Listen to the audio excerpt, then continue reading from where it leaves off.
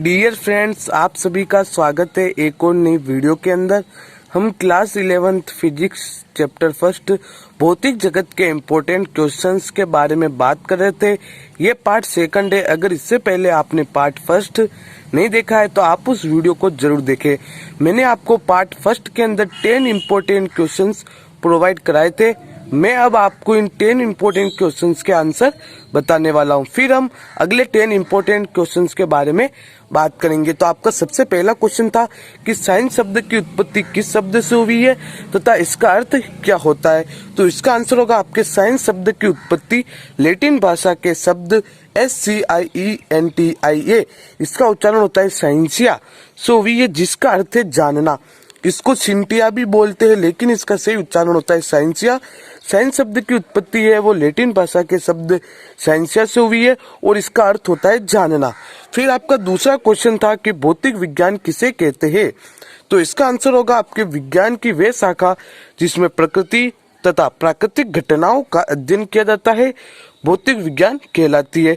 आपको भौतिक विज्ञान की परिभाषा लिखनी थी, तो ये होगी आपके भौतिक विज्ञान की परिभाषा। फिर आपके तीसरा क्वेश्चन था कि फिजिक्स शब्द की उत्पत्ति किस शब्द से हुई है तथा इसका अर्थ क्या होता है। तो इसका आंसर होगा आपके फिजिक्स शब्द की उत्पत्ति ग्रीक भाषा के शब्द फ्यूसिस से हुई है और इसका अर्थ होता है प्रकृति। फिर आपका चौथा क्वेश्चन था कि विज्ञान किसे कहते हैं। तो इसका आंसर होगा आपके प्रकृति के क्रमबद्ध अध्ययन से अर्जित और प्रयोगों द्वारा प्रमाणित ज्ञान को विज्ञान कहा जाता है। ये होगा आपकी विज्ञान की परिभाषा।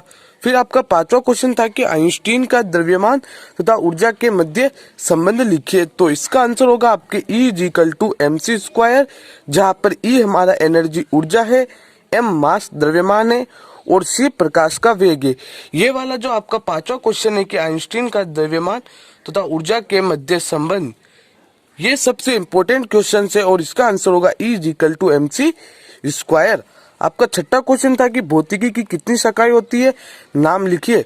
तो इसका आंसर होगा आपके भौतिकी की 2 शाखाएं होती है, चित्सम्मत भौतिकी, दूसरा है आधुनिक भौतिकी। फिर आपका सातवां क्वेश्चन था कि प्रकृति के 4 मूल बलों के नाम लिखे। तो आपको प्रकृति में 4 मूल बल पाए जाते हैं, उनके नाम लिखना था। तो पहला होगा आपके गुरुत्वाकर्षण बल, दूसरा होगा प्रबल नाभिकीय बल, तीसरा होगा दुर्बल नाभिकीय बल और चौथा होगा विद्युत चुंबकीय बल। फिर आपके 8वां क्वेश्चन था कि संरक्षण नियम को समझाइए। तो आपको संरक्षण नियम लिखने थे। तो इसके अंदर 4 संरक्षण नियम में पहला है रेखीय संवेग संरक्षण नियम, दूसरा है ऊर्जा संरक्षण नियम, तीसरा है कोणीय संवेग संरक्षण नियम और चौथा है आवेश संरक्षण नियम। फिर आपका 9वां क्वेश्चन था कि आपेक्षिकता का सिद्धांत किसने दिया। ये वाला भी क्वेश्चन भी आपके लिए मोस्ट इंपोर्टेंट है और अब की बार आपके एग्जाम में छपने वाला है। तो इसका आंसर होगा आपके आपेक्षिकता का सिद्धांत है वो अल्बर्ट आइंस्टीन ने दिया था। फिर आपका 10वां क्वेश्चन था कि तारों का अध्ययन विज्ञान की किस शाखा में किया जाता है। तो इसका आंसर होगा आपके अंतरिक्ष विज्ञान, जिसे हम एस्ट्रोनॉमी भी बोलते थे। तो ये होते 10 इंपॉर्टेंट क्वेश्चंस और उनके आंसर। अब हम देखते हैं पार्ट सेकंड के अंदर आपके जो 10 इंपॉर्टेंट क्वेश्चंस है उनके बारे में। तो आपका सबसे पहला क्वेश्चन है कि प्रकाश का तरंग सिद्धांत किसने प्रतिपादित किया। आपको लिखना है कि जो प्रकाश का तरंग सिद्धांत है वो किसने प्रतिपादित किया। फिर आपका दूसरा क्वेश्चन है कि निम्न के आविष्कारक बताइए। आपको कुछ चीजें दे रखी है, उनके आविष्कार करने वाले वैज्ञानिकों के आपको नाम बताने हैं। इलेक्ट्रॉन, न्यूट्रॉन, एक्स किरण, रेडियो एक्टिवता, विद्युत चुंबकीय तरंग और टेलीफोन, इनके आपको आविष्कारक बताने हैं। फिर आपका तीसरा क्वेश्चन है कि नीचे दिए गए वैज्ञानिक तथा उनकी खोज की सही मिलान कीजिए।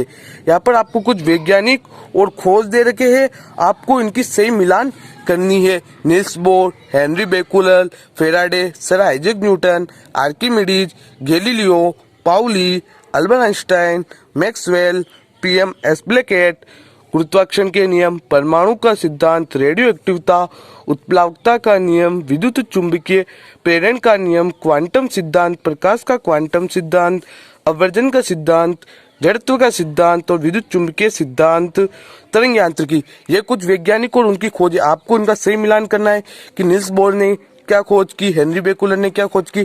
इस तरीके से आपको इनके सही मिलान करने हैं।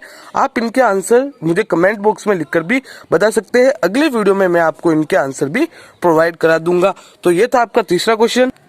फिर आपके चौथा क्वेश्चन है कि परमाणु भट्टी तथा परमाणु बम का विकास किस सिद्धांत पर आधारित है। आपको बताना है कि परमाणु भट्टी होती है और जो परमाणु बम है उसका विकास किस सिद्धांत पर आधारित है।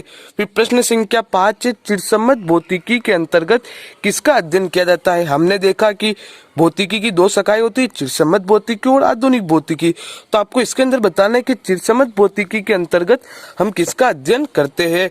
फिर आपका छठा क्वेश्चन है कि स्थूल भौतिकी व सूक्ष्म भौतिकी में अंतर लिखिए। आपको स्थूल भौतिकी व सूक्ष्म भौतिकी इन दोनों के मध्य अंतर लिखना है।